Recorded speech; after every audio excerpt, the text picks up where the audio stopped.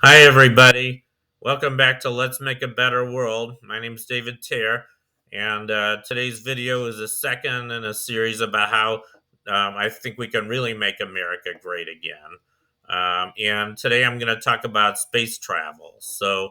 As probably a lot of you know, the space era or the space race began October 4th, 1957, with this satellite called Sputnik. It was actually a satellite sent up by the world's first artificial satellite, and it was launched by the Soviet Union.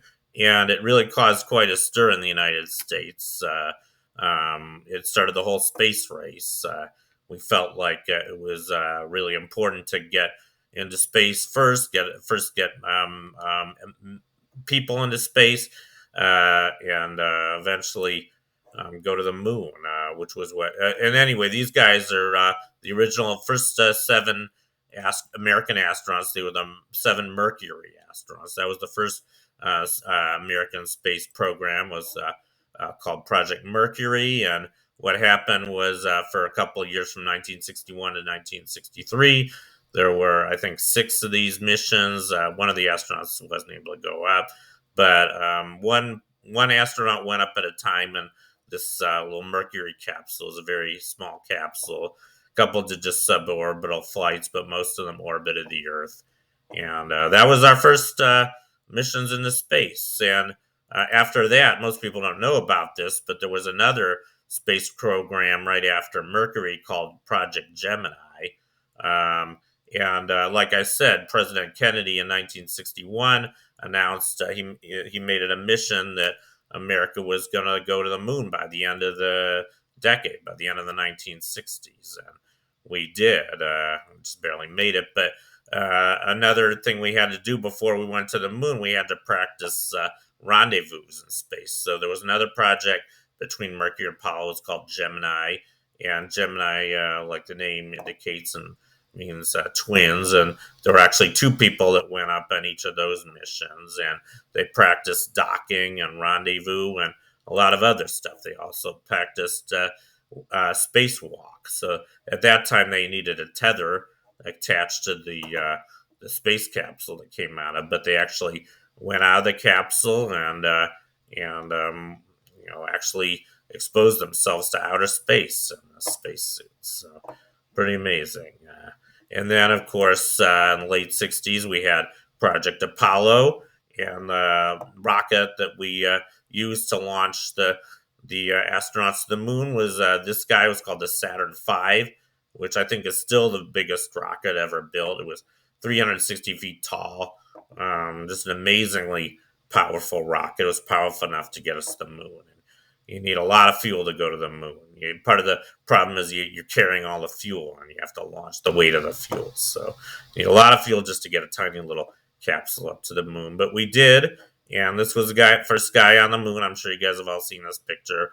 Neil Armstrong. He was the first person to actually land on the moon and walk on the moon, and this was July 20th, 1969.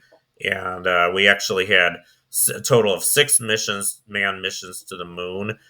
We even drove a car on the moon. This is what's called the Lunar Rover. This was first used in Apollo 15. There were, I think, the last mission was Apollo 17, November 1972, and we haven't been back to the moon since, which I think is pretty horrible. I mean, Arthur C. Clarke was interviewed about this once. He was the author of 2001: A Space Odyssey. When we were going to the moon, people were very, very optimistic about space travel. People thought we'd be living on the moon and living in outer space by the year 2001, and obviously that didn't happen. And not only that, but we haven't been back to the moon since 1972. And Arthur C. Clarke, he was interviewed, I think, in 2001. Somebody asked him, what do you think is the most amazing thing we've done in outer space? He said, I think the most amazing thing we did was land on the moon and then never go back. So I kind of agree with him. But anyway, we did have a few other missions after that. We had first we had Skylab, then we had the Apollo Soyuz link up. This on the capsule on the right is the Soviet capsule called the Soyuz, and this was actually, I think, the first and maybe the only cooperative manned space mission between the United States and the Soviet Union. I 1975. Pretty remarkable.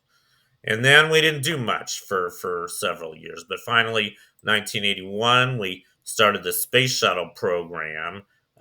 This is a space shuttle. I'm sure you guys have all heard of this. We actually had, I think, 135 space shuttle missions. They could carry up to 7 astronauts at a time. Most of them were successful. A couple of them blew up. Um, I would have gone anyway. If I had a chance to go on the space shuttle, I would have taken the risk. But yeah, but I think another tragedy was 2011. President Obama decided to cancel the space shuttle program. I guess he needed some budget cuts, so he said we're not going to launch any more Americans into space for now, and we haven't since 2011. 12 years we haven't launched Americans in space. But there is this thing up in space called the International Space Station. And, if we want to go there, we have to use other countries to get up there. I think right now we're using Europe, ESA.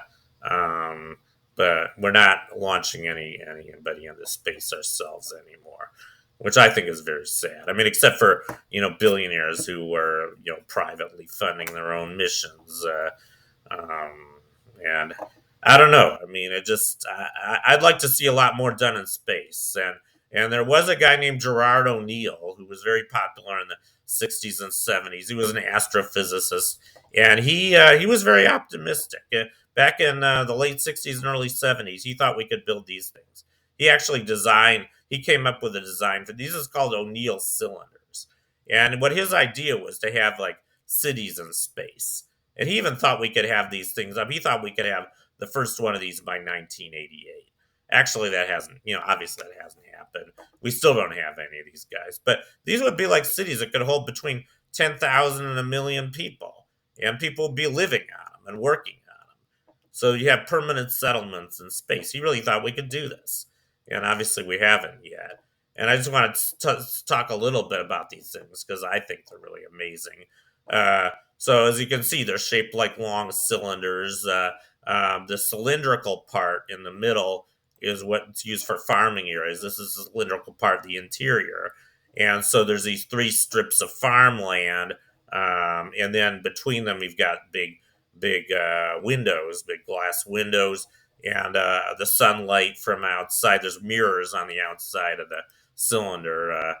These big long things are mirrors that shine sunlight into the interior, and so sunlight gets shown on the farming areas. That's how you grow food in space. You could even, O'Neill thought we could even maybe end world hunger by having enough food grown in space. And so that's the farming area. People wouldn't actually live on the farms, I guess, but the living areas would be the end caps, the little hemispherical portions on the end of each cylinder. That's where people would live inside. So this is a city. This is actually it's a hemispherical shaped city where people would actually live on one of these O'Neill cylinders. And one thing that's really amazing about this, his design. When I first read this, I was just taken aback.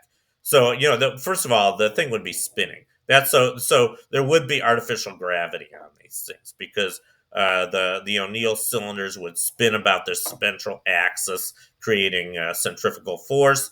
And you'd feel if you were at the outer edge, you'd feel normal gravity, 1g, which is the equivalent of the gravity on Earth.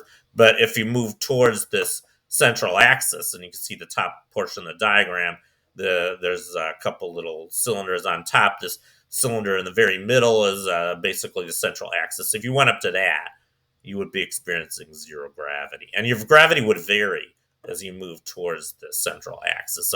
So O'Neill imagined you'd have like a zero gravity recreation area in the middle. You could go flying. You could do all these amazing gymnastics, and if you wanted to do work with heavy equipment, you just go somewhere where the gravity was less. So you could vary the gravity according to your own will, and you could also control the environment on these things. You could have whatever kind of climate you want. So you could have some with tropical climates. You could have some with more like a temperate climate, like a New England climate. You could even have snow, rain. You could make it rain and snow whenever you want. and he can control the seasons, and everything would be controlled by artificial sunlight from outside with the mirrors. So I think it was amazing design. I used to want to live on one of these. I don't know if I ever will because we haven't built any yet, and I don't know for when we will. But I think it's a really good plan, and I'd like to see it happen. And I'd just like to see more done in space.